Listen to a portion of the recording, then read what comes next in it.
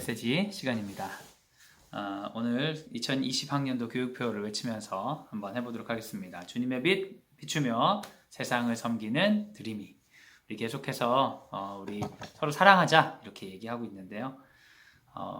이제 새롭게 계약하고 새로운 시작들이 되는 이 과정에서 서로를 향해서 더욱더 사랑하는 우리 공동체가 되기를 소원합니다.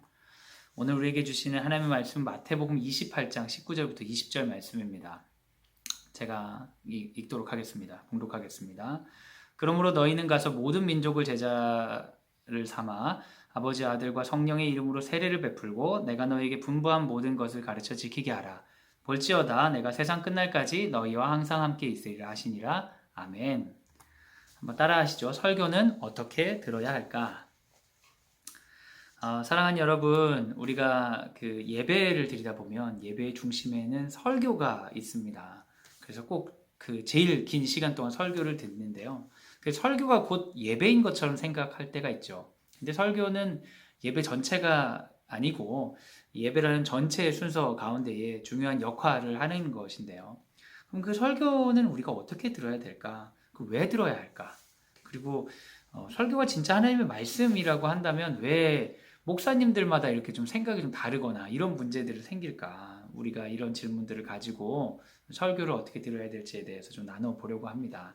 지금 예배 순서에 관해서 하고 있는 거거든요. 신앙 고백, 찬양, 기도, 우리 말씀 봉독, 그리고 이제 설교까지 오늘 온 것이에요. 성경 말씀을 보시면요. 히브리서 1장 1절에서 2절 보면 옛적의 선지자들로 여러 부분과 여러 모양으로 우리 조상들에게 말씀하신 하나님이, 전에는 선지자들과 여러 모양으로 말씀하신 하나님이 이 모든 날 마지막에는 아들을 통해서 말씀하신다라고 이야기하고 있어요. 그래서 우리가 듣고 전하는 복음의 핵심은 아들인 예수 그리스도라고 할 수 있습니다. 그런데 그 예수님이 우리에게 뭐라고 얘기하셨냐면 너희는 가서 모든 민족을 제자로 삼아라. 제자를 삼으라고 했어요. 이 제자라는 건 일종의 공동체를 형성하라는 거거든요. 하나님 나라 공동체를 형성하라고 하는데 하나님 나라 공동체를 형성해서 해야 되는 두 가지 일이 있는데 그건 첫 번째로 세례를 베푸는 것이에요. 세례를 베푼다는 건 내가 교인으로 내가 주를 믿는 자로 살겠습니다. 이 공동체에 들어오겠다는 어떤 세례 의식을 얘기하죠. 세례를 베푸는 거고 또 하나는 가르쳐 지키게 하라는 거죠. 예수님이 복음의 정수인데 그 예수님은 자신이 가르쳤던 모든 것들, 분부한 모든 것들을 제자를 삼아서 가르쳐 전하라고 하셨어요. 그러니까 하나님의 말씀이 옛적의 선지자들을 통해 여러 사람을 통해 이어졌던 것들이 예수님께 집중되고 예수님의 가르침은 제자들을 통해서 이렇게 전파되는 것입니다. 그러면서 예수님이 뭐라고 약속하시냐면 너희와 항상 함께 있으리라 라고 얘기를 하신 거죠. 그래서 우리가 항상 예수님과 함께 있다는 마음으로 주께 배운 것들을 전파하는 것이 우리에게 당면한 과제이고 의무이기도 해요. 그런데 여러분, 그러면 우리가 사람들을 불러다가 이렇게 성경을 막 전하는 거예요. 성경 구절을 외워가지고 막 읽어주고 예수님이 했던 말을 그대로 반복해서 막 이렇게 하는 거죠. 그래도 좋을 수 있어요. 근데 그게 쉽지 않습니다. 로마서 10장 17절은 이런 게 있죠. 믿음은 들음에서 난다. 그 들음은 그리스도의 말씀으로 말미암니다. 우리가 그리스도의 말씀을 들음으로 믿음이 난다는데 이게 듣는다고 믿음이 바로 생기는 게 아니에요. 왜냐하면 이 성경이 가지는 아주 어려운 부분들이 있어요. 그건 바로 시대적인 거리. 성경은 진짜 옛날 책입니다. 진짜 옛날 책이에요. 그 옛날 책을 지금 현대를 사는 사람들에게 들려준다고 해서 그 사람들이 들음으로 믿음을 가질 수가 없어요. 뭔 소린지 몰라. 그렇죠? 그래서 어떻게 해야 돼요? 번역도 해야 되고요. 설명도 필요한 거예요. 또 어떤 차이가 있냐면 단순히 그 시대적인 거리뿐만 아니라 문화적인 거리도 있습니다. 특히 우리나라 사람들은 극동 아시아 사람들인데 그 중동에 있는 그 사람들의 이야기들을 이해하기가 어렵겠죠. 문화적인 맥락, 그리고 역사적인 맥락 너무 먼 거예요. 민족도 다르고요. 그때 당시에 살아가는 방식도 다르고. 근데 이거를 모르는데 그냥 성경을 탁 전해주면 지금 성경을 읽는 사람들이 되게 오해하고 하나님에 대해서 이해하지 못하고 당시 문학적인 어떤 쓰는 방식이라든지 삶에 대해서 이해가 안 될 수 있죠. 그러니까 들음으로 믿음이 잘 생기지 않고 오히려 왜곡된 생각이 들 수도 있습니다. 거기다가 우리는 관심사가 달라요. 여러분은 어떤 얘기 듣고 싶으세요? 뭐 스포츠 결과 이런 거 듣고 싶으세요? 아니면 주식이 오르고 내리고 막 이런 거? 연예인들의 어떤 생활사 이런 거 듣고 싶으세요? 아니면 어떻게 하면 성적이 오를까 이런 거? 우리 각자 관심사가 너무 다른데 성경을 그냥 들려준다고 해서 그게 들리지가 않는 거예요. 들리게 가르쳐 지키게 하기 위해서 설교라는 형태가 필요한 겁니다. 그래서 성경이란 책이 이 시대에 들리기 위해서는 이 시대에 살고 있는 사람을 통해 하나님의 말씀이 전해져야 되는 거예요. 그래서 전통적으로 기독교에서는 말씀을 전하는 역할을 하는 자들을 성직자로 구별하고 있죠. 그게 저 같은 목사들이 하는 일이죠. 물론 저 같은 목사가 아니더라도 어떤 설교의 형태로 전할 수는 있겠지만 이런 목사 같은 사람들이 잘 들어서 전하도록 이렇게 훈련을 받은 사람이에요. 그러면 설교를 하는 사람들은 뭐를 잘 전할 수 있도록 잘 들어야 되냐? 이게 두 가지를 들어야 돼요. 이거 이중청취라고 하는데 한쪽에는 하나님의 말씀을 잘 들어야 돼요. 이 하나님의 말씀으로서 구체적인 형태는 뭐가 있겠어요? 구체적인 형태는 성경책이죠. 성경 가운데 있는 하나님의 말씀을 잘 들어야 돼요.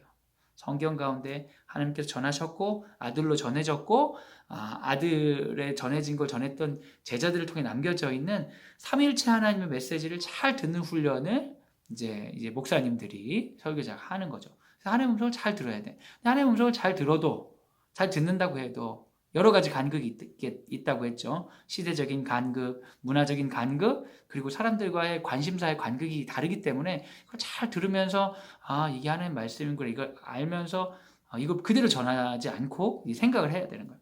또 하나는 잘 들어야 되는 게 뭐냐? 듣는 사람들의 삶이에요.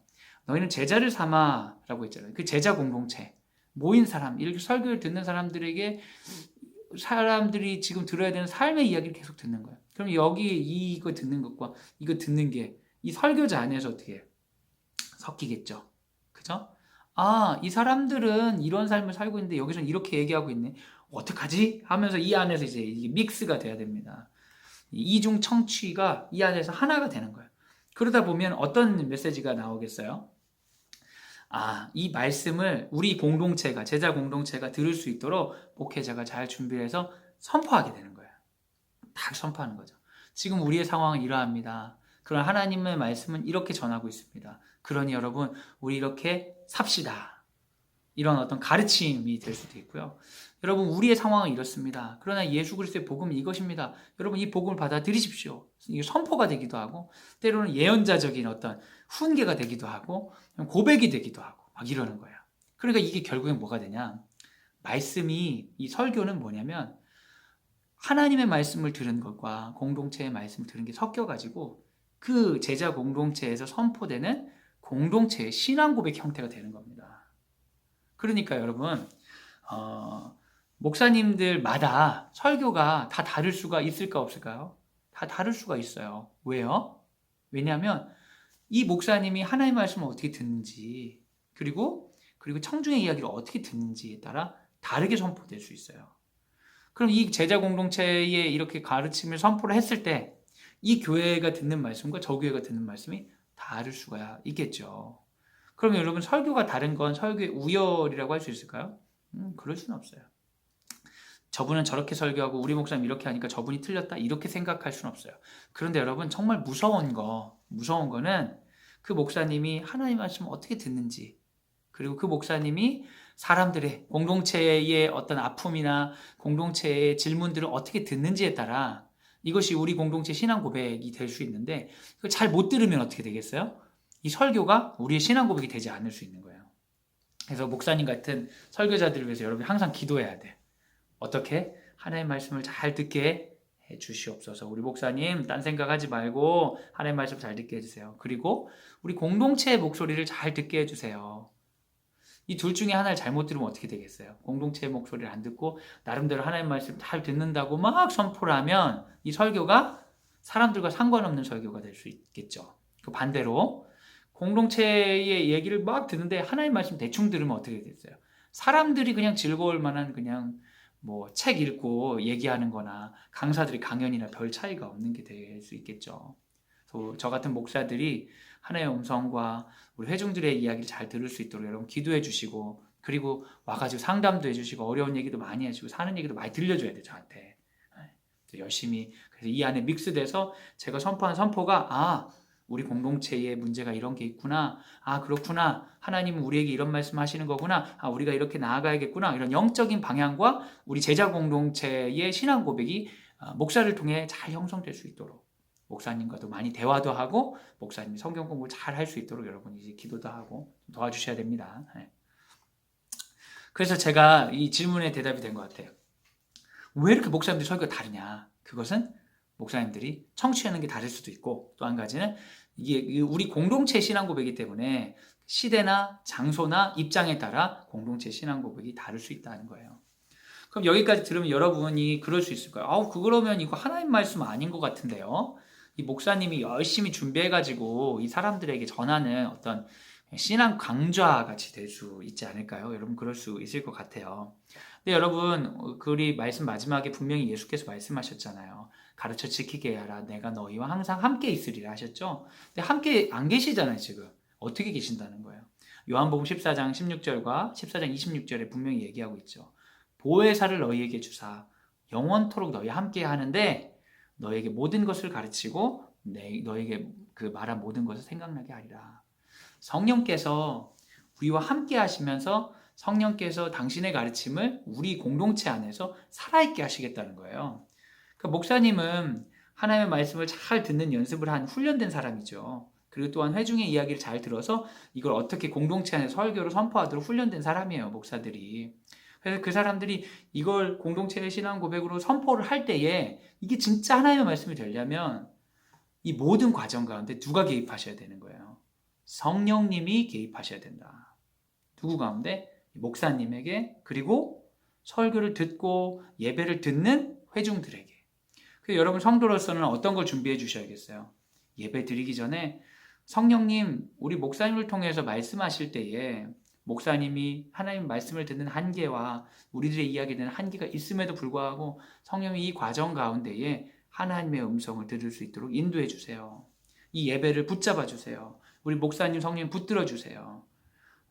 가장 중요한 성령님의 이야기가 목사님의 생각이나 나의 생각이나 이런 걸 넘어서서 우리 공동체 안에 선포되게 해주세요.